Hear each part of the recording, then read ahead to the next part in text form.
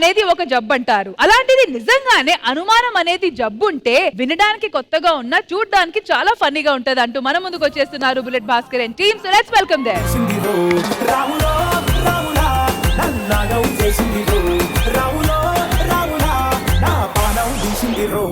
ఏమండి, మగవాళ్ళ ప్రేమ గొప్పదా ఆడవాళ్ళ ప్రేమ గొప్పదా? ఆడవాళ్ళ ప్రేమ బంగారం లాంటిది, ఎప్పుడైనా పెరగొచ్చు ఎప్పుడైనా తగ్గొచ్చు. కానీ మగవాళ్ళ ప్రేమ నీలాంటిది, ఎప్పుడు ఒకలాగే ఉంటది. అన్న డైలాగ్ నేను చెప్పాలన్నా దండం పెడతాను. అంటే మీరు స్కిట్ కొట్టలేదన్న ఫ్రస్ట్రేషన్ లో పెద్ద పెద్దగా ప్రాక్టీస్ చేస్తుంటే నాకు కూడా వినపడింది, అందుకని చెప్పి. అవును, మొన్న బంగారం కొట్ల నీకు అద్భుతం నెక్లెస్ చేయించిన కదా, మరి ఎందుకు వదిలిపెట్టొచ్చినావు? డిజైన్ నచ్చడం అందుకే వదిలేసా. అంటే ఇప్పుడు నేను నచ్చకపోతే నన్ను కూడా వదిలేస్తావా? ఆబ్వియస్ గా వదిలేస్తాను కదా భార్య. పద కాపురం చేసుకుందాం. ఎప్పుడు చేసినాడు చక్కగా నాతో నువ్వు? పెళ్ళంటూ చేసుకుంటే నిన్నే చేసుకోవాలని అన్ని పుచ్చుకోవాలని. నాకు ఆఫీస్ టైం అవుతుంది, వెళ్తారా? అబ్బా ఎప్పుడు ఆఫీసేనా? నన్ను షాపింగ్ కి తీసుకెళ్ళొచ్చు కదా. టైం అంటే మనీ, మనీ అంటే టైం. డబ్బులు ఉంటేనే మనం సుఖంగా ఉండగలం. బట్ మీ ప్రేమ అనేది ఉంటదరా. డబ్బులుంటే ఆటోమేటిక్ గా ప్రేమ వస్తుంది. ఇగో డబ్బులు తీసుకో, వెళ్ళు షాపింగ్ చేసుకో, నాకు ఆఫీస్ టైం అవుతుంది.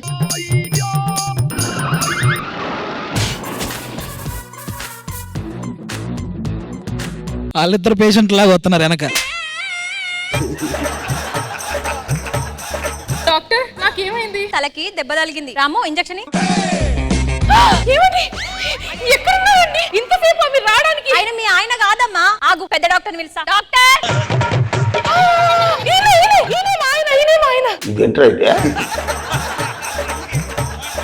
మీ ఆయన నెంబర్ చెప్పు ఒకసారి. 979737 ఒక్క నిమిషం అడుగు. హలో చెప్పండి. భాస్కర్ గారా అండి? అవును. ఒకసారి అర్జెంట్ గా హాస్పిటల్ రండి మీరు. ఏమే ఏం చేస్తున్నావే? ఏమండి చూడండి, వాడెవడో అచ్చు గుద్దినట్టు మీలాగే ఉన్నాడు. చెప్పు తీసుకొడతా, అచ్చు గుద్దినట్టు నేను ఉండడం ఏంటి? నేనే నీ మొగుడిని. మరి ఈయనెవరు? ఈయన కూడా మా ఆయన లాగే ఉంది. డాక్టర్ ఏంటి డాక్టర్? కనపడిన వాళ్ళ నా మొగుడు అంటుంది. ఆమె తలకి దెబ్బ తగలడం వల్ల ఏ మొగని చూసినా మీ ముఖమే కనబడుతుంది. వాడి నీ మొగుడు కాదు, నేను నీ మొగుడిని. మీరు నా మొగుడా? మరి వీళ్ళిద్దరు కూడా మీలాగే కనిపిస్తున్నారుగా. ఏ యాంగిల్లో నాకు నీలా కనపడ్డారా? డాక్టర్ ఇప్పుడు ఈ ప్రాబ్లం క్లియర్ అవ్వాలంటే ఏం చేయాలి? మెడిసిన్స్ రాస్తా, యూజ్ చేస్తే తగ్గిపోతుంది. ధరణి నాకు అర్జెంట్ గా ఆఫీస్కి వెళ్ళాలి, ఓకేనా? నువ్వు ఇంట్లోకి వెళ్ళి వంట చేసుకోపో. ఏమండి పక్కింట్లో ఎవరండి? సార్ సార్ కొంచెం మా వైఫ్ ని చూస్తూ ఉండండి, ఏదైనా ప్రాబ్లం వస్తే కొంచెం అడ్జస్ట్ చేసుకోండి సార్. పక్కింటి సేవే మాకు చాలా ఇంపార్టెంట్. అది మాధవ సేవ మానవ సేవ అన్నారు సార్. జాగ్రత్తగా చూడండి సార్. ఏమండి ఏంటండి మీరు పొద్దున ఎప్పుడో వెళ్ళారు, ఇప్పుడా ఇంటికి వస్తే? నేను ఎవరు అనుకుంటారు మీరు? నేను మొగున్నా. ఏం మాట్లాడతారండి? నేను ఉప్పు కోసం వస్తే మొగుడు అంటారు నన్ను. నా మీద మీకు మోజు తీరిపోయింది. నేను ఇంకా బతుక చాకిక్కడ.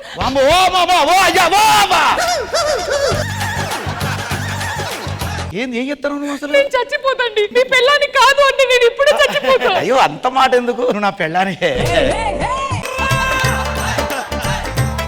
ఏమండి నేను వేడి వేడి అన్నం తీసుకొస్తాను మీకోసం, ఓకేనా?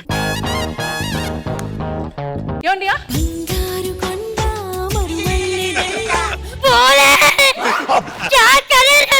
ఇలా ఇరుకోవాల్సి వస్తుందని నేను ఎప్పుడు అనుకున్నా. ఏం చేస్తున్నావురా? కళ్ళు కనిపించట్లే? మా ఆయనకు నేను అన్నం తినిపిస్తే ఎవత్తది అంటావు? ఆయన చెప్పండి, నేను మీ భార్యనని చెప్పండి. మా బాబు ఇప్పుడు చెప్పకపోతే చచ్చిపోతుంది. చెప్పరా? నా భార్య.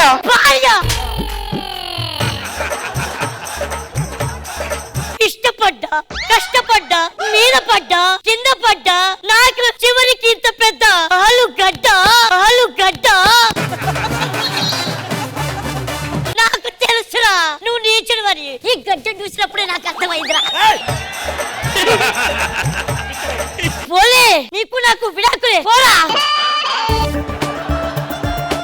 ఎవరితో పిచ్చిరి. కూర్చోండి. సగంలో తిండి ఆపేసారు, మీరు తినండి.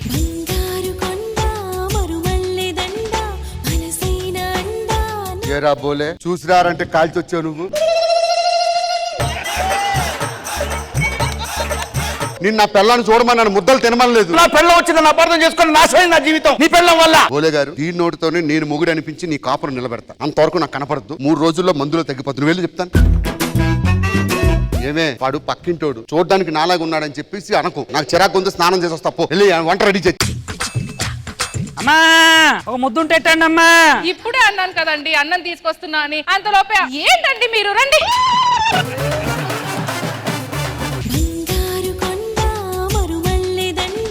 ఇంతవరకు వాళ్ళ ఇంట్లో వాళ్ళు కూడా ఎప్పుడు వాడికి అలా అనిపించలే. కాదండి తినిపిస్తున్నాను కదా. కడుపు నిండింది కానీ కొంచెం తలనొస్తుంది, టీ తీసుకొని రావా? అయ్యో నీకు నిజంగా కూర్చోండి. ఎన్నిసార్లు తలొత్తుతాను తెలుసా నేను అసలు. ఈ ఒక్క సెగ్మెంట్ మాత్రం ఆడే రాసుకున్నాడు సార్.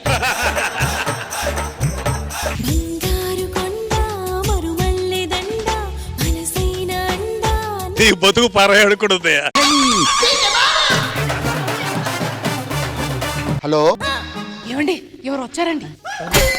ఎవడరా నువ్వు? నా పిల్ల ఊళ్ళో పెట్టుకుని సార్ నేను అడుక్కు తినేటోని సార్. అడుక్కున్నాడు బయట అడుక్కోవాలి కదరా. అమ్మగారు లోపలికి రమ్మన్నారు సార్ నన్ను. ఇప్పుడు మీరు నా మొగుడేనా? నీ ముగ్గురిని దీనికి ఇప్పుడే ఫుల్ స్టాప్ పెడతా. హలో నీ తొక్కల ఉద్యోగం ఈ రోజే మానేస్తున్నా. నా జీవితం సంకనాగిపోయింది నీ వల్ల. Good bye. ఉద్యోగం మానేసా. ఉద్యోగం మానేసారా? ఆ. అంటే మొత్తానికి ఆఫీస్కి వెళ్ళరా? వెళ్ళను. అదేంటండి? వెళ్తే నీకేమవుతుందని భయంతో ఎక్కడికి వెళ్ళిన ఇంట్లోనే ఉంటా. అంటే నేనంటే మీకు అంత ఇష్టమా అండి? ప్రాణం. నేను మీకు ఒక చిన్న అబద్ధము చిన్న నాటకం ఆడానండి. ఎందుకంటే అంటే చేసిందంతా డ్రామా. మీరు నాకు టైం ఇవ్వమంటే టైం ఇవ్వట్లేదు, బయటికి తిప్పమంటే తిప్పట్లేదు. పెళ్ళానికి ఉట్టి డబ్బిస్తే సరిపోదండి, అప్పుడప్పుడు టైం కూడా ఇవ్వాలి.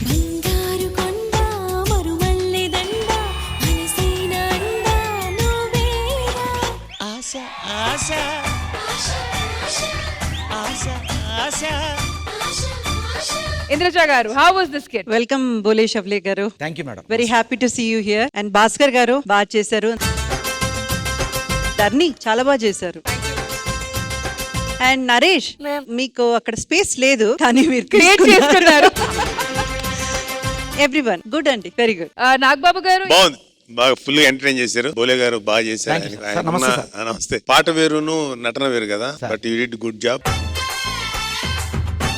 భాస్కర్ మంచి స్కిట్ చేసావు. ముఖ్యంగా ధరణి మొత్తం ఈ స్కిట్ మొత్తం తన భుజస్కంధాల మీద వేసుకుని బాగుంది ధరణి. గుడ్ మా, కీప్ ఇట్ అప్. చాలా బాగా చేశావు. థ్యాంక్ యూ నాగబాబు గారు. సో గైస్ మీకు ఈ స్కిట్ ఎలా అనిపించింది? అయ్ పాపాయ్ భాస్కర్ గారు చాలా బాగా చేశారండి స్కిట్. ఏమిటండి నరేష్ గారు, మీ నడువంపు సొంపులతో అసలు స్కిట్ని ఎక్కడికో బయటికెళ్ళారు. అయితే ఓకే, స్కిట్ చాలా బాగుంది. ఈడి తలకు కూడా దెబ్బ తగిలిందా ఏంటి?